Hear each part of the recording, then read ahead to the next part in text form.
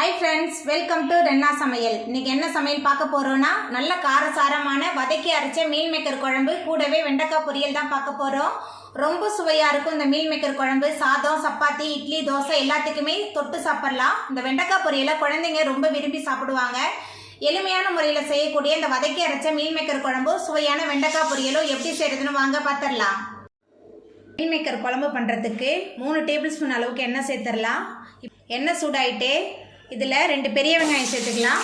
கூடவே 2 தக்காளி பழம் ரெண்டுத்தையும் சேர்த்துட்டு நல்லா வதக்கிடலாம். வெங்காயம் தக்காளி நல்லா வதங்கணும், நல்லா வதக்கிடலாம். இந்த மாதிரி வதக்கி அரைச்சி நம்ம மசாலாலாம் சேர்த்து செய்யும்போது மீல் மேக்கர் குழம்பு ரொம்ப சுவையாக இருக்கும். வெங்காயம் தக்காளி நல்லா வதங்கிருச்சு. இப்போ இதில் 2 டேபிள் ஸ்பூன் அளவுக்கு இஞ்சி பூண்டு விழுது சேர்த்துடலாம். கூடவே ஒரு கை நிறைய மல்லித்தழை ரெண்டுத்தையும் சேர்த்துட்டு நல்லா வதக்கிடலாம். இஞ்சி பூண்டு விழுது மல்லித்தலை ரெண்டுமே சேர்ந்து நல்லா கலந்து வதங்கிருச்சு. இப்போ இதில் மசாலா தூள்லாம் சேர்த்துக்கலாம். குழம்பு மிளகாய் தூள் 2 டேபிள் ஸ்பூன் சேர்க்குறேன். கரம் மசாலா 1 டேபிள் ஸ்பூன், மஞ்சத்தூள் 1/2 ஸ்பூன் எல்லாத்தையும் சேர்த்துட்டு நல்லா கலந்து விட்டுடலாம். நம்ம சேர்த்த மசாலா வெங்காயம் தக்காளி எல்லாமே சேர்ந்து நல்லா கலந்து வதங்கிருச்சு.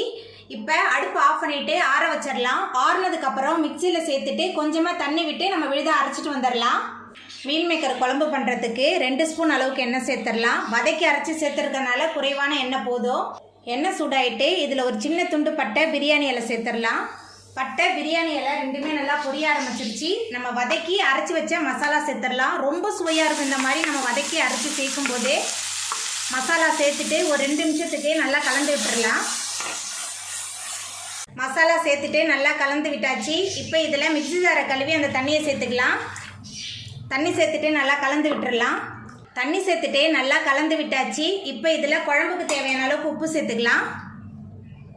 கூடவே நம்ம வேக வச்சுருக்கிற மீல் மேக்கர் சேர்த்துக்கலாம். 1 கப் மீல் மேக்கர் எடுத்து 10 நிமிஷமாக தண்ணியில் கொதிக்க வச்சு தண்ணியை வடிய விட்டு நான் எடுத்து வச்சுருக்கேன். இப்போ மீல் மேக்கர் சேர்த்துக்கலாம். மீல் மேக்கர் சேர்த்துட்டு நல்லா கலந்து விட்டுடலாம். மீல் மேக்கர் சேர்த்துட்டு நல்லா கலந்து விட்டாச்சு. மீல் மேக்கர் குழம்பு எல்லாமே சேர்ந்து நல்லா கொதிச்சு வரட்டும். மீல் மேக்கர் குழம்பு ரெண்டுமே சேர்ந்து நல்லா கொதிக்க ஆரம்பிச்சிருச்சு. இப்போ இதில் மீடியம் சைஸில் 2 உருளைக்கிழங்கு வேக வச்சுருக்கேன். உருளைக்கிழங்கு சேர்த்துடலாம். கூடவே அரை முடி தேங்காய், அது கூட 1 டேபிள் ஸ்பூன் அளவுக்கு சோம்பு சேர்த்துருக்கேன். தேங்காய் விழுது சேர்த்துடலாம். எல்லாத்தையும் சேர்த்துட்டு நல்லா கலந்து விட்டுடலாம். எல்லாமே சேர்ந்து நல்லா கொதிச்சு வரட்டும். தேங்காய் சேர்த்த பிறகு மீல் மேக்கர் குழம்பு நல்லா கொதிக்க ஆரம்பிச்சிருச்சு. நம்ம தாளிக்கும் போதே நம்ம கருவேப்பிலையெல்லாம் சேர்க்கல, கடைசியாக தான் சேர்க்குறேன். கடைசியாக சேர்க்கும் போது நல்ல மணமாக இருக்கும். அதுக்கப்புறமா கொஞ்சமாக கொத்தமல்லி தழை தூவிடலாம்.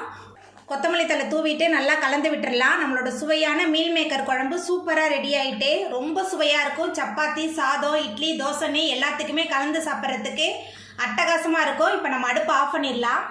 வெண்டைக்காய் பொரியல் பண்ணுறதுக்கு 2 ஸ்பூன் அளவுக்கு எண்ணெய் சேர்த்துடலாம்.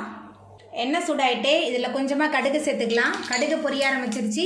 1 டேபிள் ஸ்பூன் அளவுக்கு கடலைப்பருப்பு, 3 காஞ்ச மிளகாய் கிள்ளி வச்சுருக்கேன். காஞ்ச மிளகாய் சேர்த்துடலாம். கூடவே கொஞ்சமாக கருவேப்பிலை, பொடியாக நறுக்குன 2 பெரிய வெங்காயம் எல்லாத்தையும் சேர்த்துட்டு நல்லா வதக்கிடலாம். காரம் காய்ந்த மிளகாய் காரம் மட்டும்தான், நான் வேறு எந்த மிளகாய் தூளும் நான் போடலை.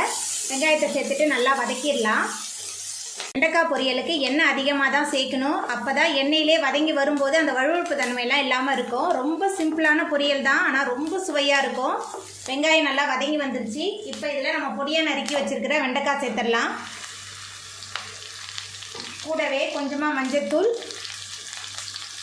உப்பு எல்லாத்தையும் சேர்த்துட்டு நல்லா வதக்கிடலாம்.